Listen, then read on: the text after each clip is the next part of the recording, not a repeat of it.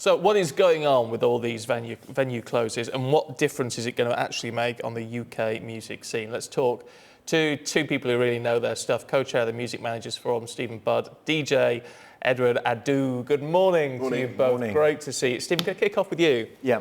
In terms of the importance of these venues, I mean, not just, obviously the local community and people who are supporting it and enjoying it, but bands want to get out there. They want to really cut their teeth with a live audience.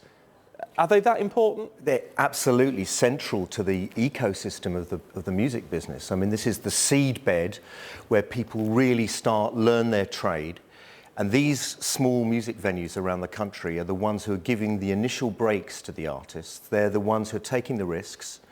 They're making bookings that other people wouldn't necessarily do. And the ones that have been around for decades and decades have been consistently under threat particularly over the last few years, for a whole variety of economic reasons, and often to do with developers threatening the viability of a music venue in a particular community. And it's not just about the musicians that are affected, it's local communities that are affected when venues shut. If a venue shuts, it completely changes the character of a town, and it can just destroy something that's so important. And in terms of how important these sort of venues are to musicians. We had Suggs talking about it was a place where they could go in and learn their craft every week, getting better and better and better. Their craft and build their fan base, and most importantly, I think it's the local connection to it. And being able to go to a place where you're not paying £50 and access to new music, I think that's vital. I think that's kind of been lost somewhat with streaming and being online, where artists expect to make it big straight away because they've placed their product online. I think by having independent venue week and sort of other kind of related, it gets artists out there, and I think it most importantly gets artists to hone their craft of performing live and the whole marketing, building their fan base. That's important. When you look at the massive band, I mean, we'll probably have sort of slightly different music taste, but I always think of Queen, who were just the thing when I was growing up, and Freddie Mercury was a performer. Now, you don't just get that from recording stuff in your bedroom. But they started in the pubs.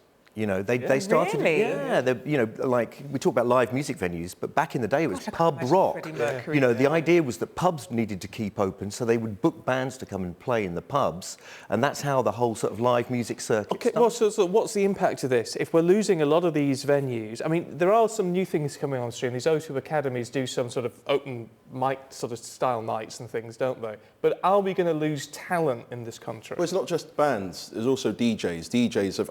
I was just mentioned I went to a place in North London about nearly 20 years ago, and that was the place where UK Garage was discovered. And if I didn't go there, I think I paid like £3 or £4 at the time. And that's where a lot of the superstar DJs came from. They honed their craft in bars and pubs, and it's different now. So it's important to have these places. And you mentioned about communities. It's essential. If places like Fabric and Ministry of Sound are not around, then where are the next generation of DJs, or not just DJs, but in a sense producers, are going to come from? Because they need a platform, they need a place to actually road test their tracks. Well, is it time now to look at alternative ways of building music venues and building music? In the UK, you said Freddie Mercury was a fan of pubs. Should we just start finding ways of working more with pubs and other types of venues? Because look, let's be honest, places like London, land rents are at a premium, land property developers are buying. People do need more homes, so maybe it is about moving forward and finding alternatives. Well, the tide's changing a little bit. I mean, the graph of music venue closures has kind of petered out, and it's now starting for the first time last year.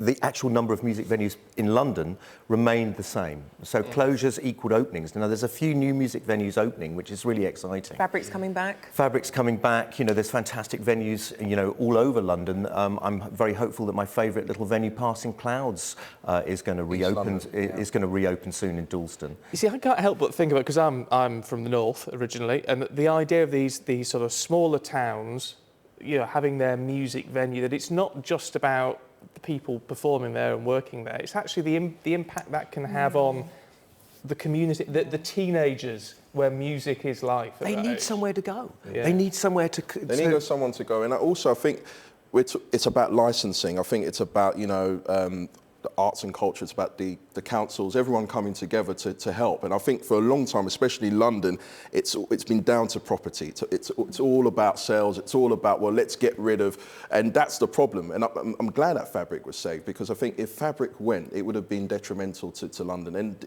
the amount of talent that Fabric that it kind of exports. It's not just about a UK thing, it's a worldwide thing, it's an institution. So we definitely need to preserve more places like Fabric. Yeah. Fascinating stuff. Look, I'm sure a lot of people watching are going to be agreeing with you. And Support your venues. Some of my friends are going to be very much in favour of this. Really good to talk to you both. Thanks very much indeed. Thank you. Why didn't you bring any decks with you? Yeah. Come on. We're ready to You know, I could have brought a party. controller. Wanted to see him dance. Right, from this frivolity to the world of politics, what a gritty day it's going to be today. Let's find out what's coming up from Adam.